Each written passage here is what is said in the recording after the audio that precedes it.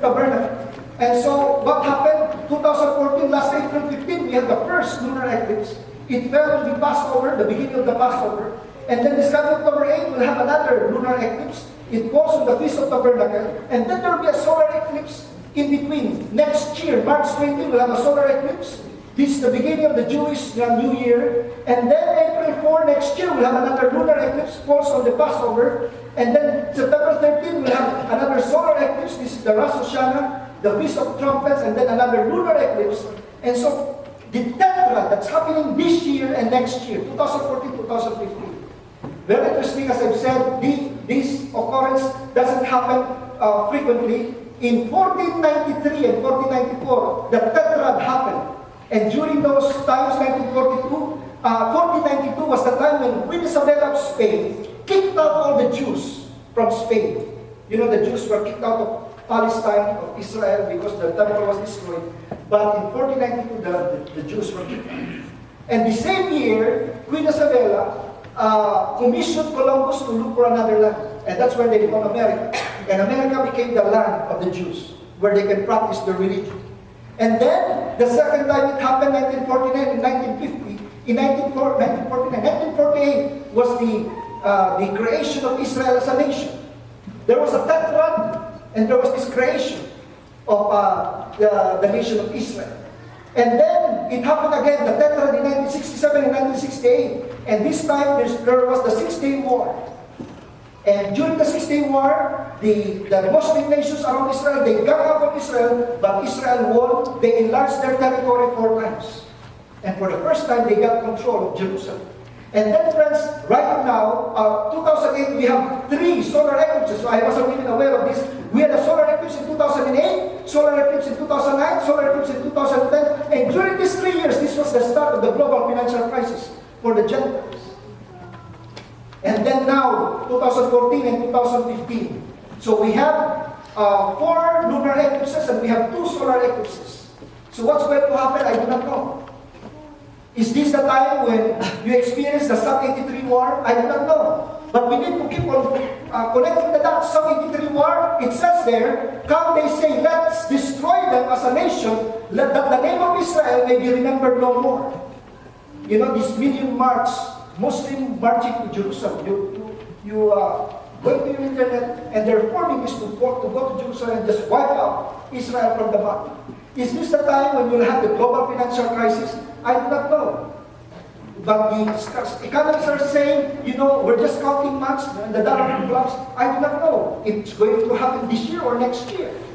But friends, whenever we see these signs, we need to be aware. We need to connect the dots. We are not living in darkness, we are living in the light. And so we should not be caught like, you know, like a thief in the night.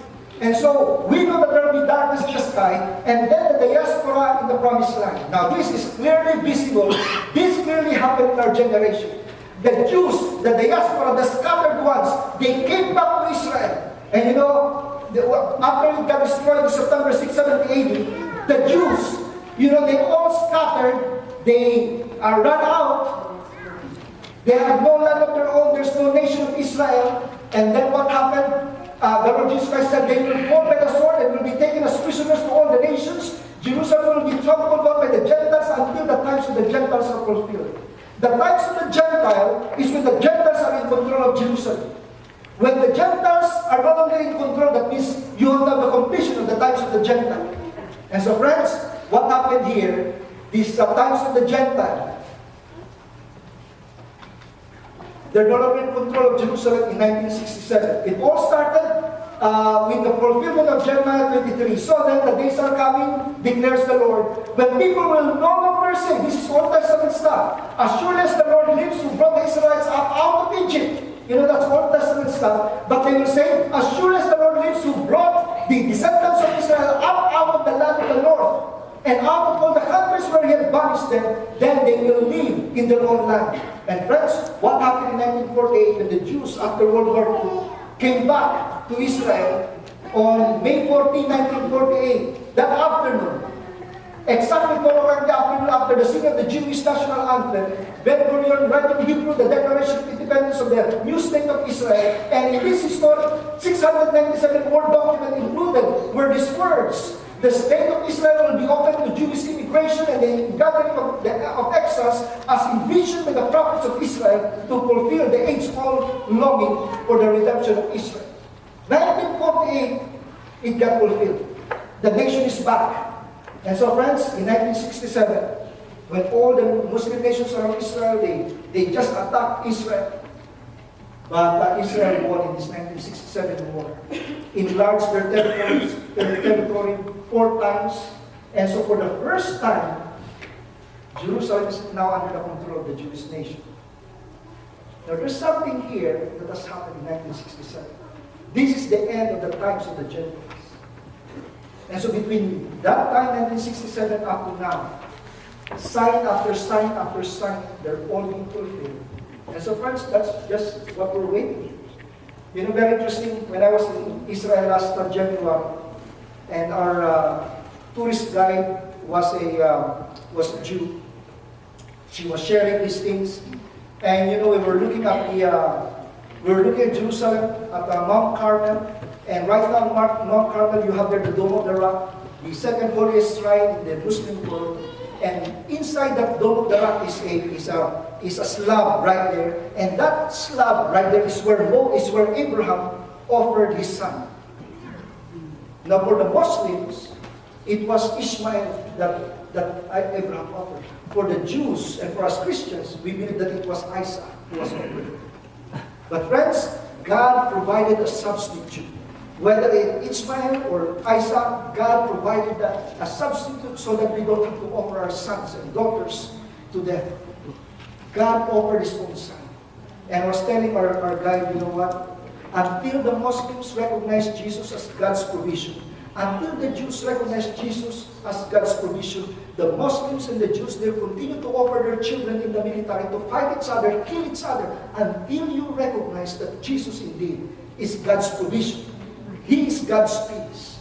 He is the only one who can unite the Muslims and the Jews together. The Lord Jesus Christ. And friends, that's what we're seeing right now. You just Google this and put down Muslim conversion. Muslims who are having dreams about Isa al-Masih, about looking at Jesus, and they get converted to the Lord Jesus Christ. And there was a church in the U.S. Given in the 700 Club. It was a Jewish Christian church. But they invited the Muslims, the Arabs who become Christians, and then for the first time they embraced each other. In that ceremony, they embraced each other. How was that possible? Because of the Lord Jesus Christ. God already offered His Son. Friends, that's the only way you can have true peace in the Middle East. Until they recognize Jesus, there will constantly be war. They'll be offering their children to war. And so Jesus Christ said, and this gospel of the kingdom will be preached in the whole world as a testimony to all nations, and then the end will come to all nations. These are not politically voted nations. These are ethnic groups.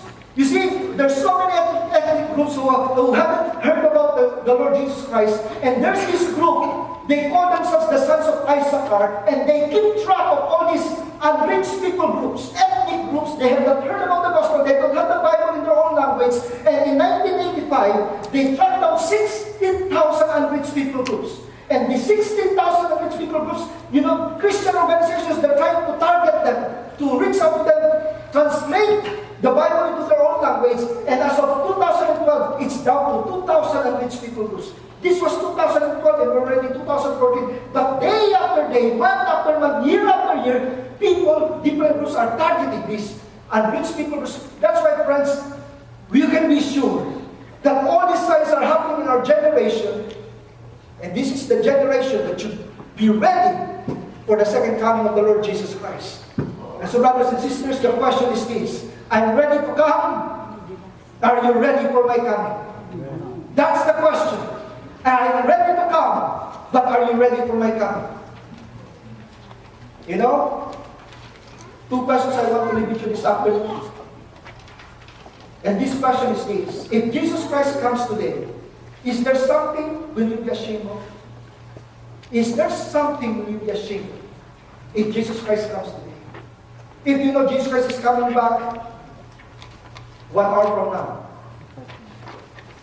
do you have to go back home and remove all your pornographic magazines?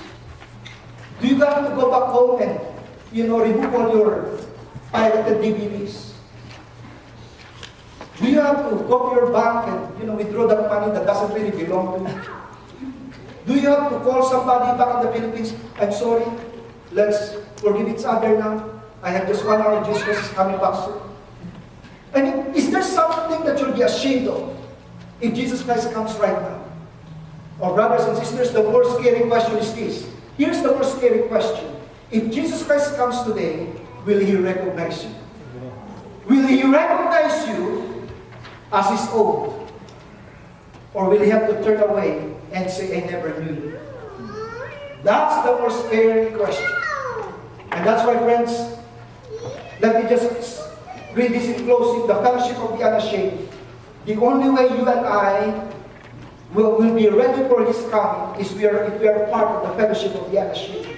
Let me read this. I'm part of the fellowship of the unashamed. The die has been cast, the decision has been made. I've stepped over the line, I won't look back, not slow down or back away. The worship team, you can go up now. My past is redeemed. My present makes sense. My future is secure. I'm finished and done with low living, side walking, small planning, smooth knees, cornerless dreams, stained visions, mundane talking, cheap giving, and dwarf goals. I no longer need preeminence, prosperity, position, promotions, profits, or popularity. I don't have to be right, first, tops, recognized, praised, regarded, or rewarded. I now live by faith, live in His presence, walk with patience, live by prayer, and labor with power. My face is set, my gait is fast, my goal is set, and my road is narrow, my way is rough. My companions are few, but my guide is reliable, my mission is clear. I cannot be bought, compromised, detoured, lured away, turned back, deluded or delayed. I will not flinch in the face of sacrifice, hesitate in the presence of the adversary, negotiate at the table of the enemy, hunger at the pool of popularity, or be angry in the face of mediocrity. I won't give up, shut up, let up, until I've stayed up, stored up, prayed up, paid up, spoken up for the cause of Christ. I am a disciple of Jesus Christ. I must go till He comes, give till I drop, preach till I know, and work till He stops me. And when He comes for His own, He will have no problem recognizing me. My banner is clear. I'm part of the fellowship of the unashamed. Brothers and sisters, that's the way you and I can be ready for His coming. If we are part of the fellowship of the unashamed, the most awful words that you will hear from the lips of Jesus when He comes again is when you come to His presence and say to Him, Lord, Lord, did we not prophesy in Your name, and in Your name drive out demons and perform many miracles? I even attend Champion Life, Lord. 3 o'clock every afternoon there. I sing Christian songs. I give money in the offering. And you know what Jesus Christ would say? Jesus Christ would say, I never knew you. Away from me, you evildoers. Who was your pastor, by the way? You know? We have to be very careful as pastors, not to assume just because people come to church that they're already Christians. It will be a sad day when I'm there waiting for you, and the Lord Jesus Christ will have to turn you away. Pastor, when you did not take care of this person, you just assumed that he or she was a Christian. Oh Lord, I'm so sorry, I'm so embarrassed. I thought I was doing well, but Lord, how I wish that all these people in my congregation are going to heaven. My friends, the sweetest words you will hear are the words, well done, good and faithful servant, enter into the joy of your master. When you feel His embrace, when you hear those words, well done, good and faithful servant, friends, everything that we have done, all the sacrifices, every time you come here for worship, practicing the worship service, every money that you give in the offering, all the time that you open your home for a Bible study, all the sacrifices, all the insults from your office mates, all of this will be all worth it when you feel His embrace and you hear the words, well done, good and faithful servant, enter into the joy of your master. Oh, friends, brothers and sisters, this is the time that we really need to search our hearts. We do not know what's about to happen, but once it happens, it's going to happen very quickly. Let's all stand, shall we? Let's sing this song, and then we'll have some time of of commitment. Those who want to become part of the fellowship of the unashamed. Those who want to be sure about where they're going. But let's sing this song, and then we'll have a moment of prayer.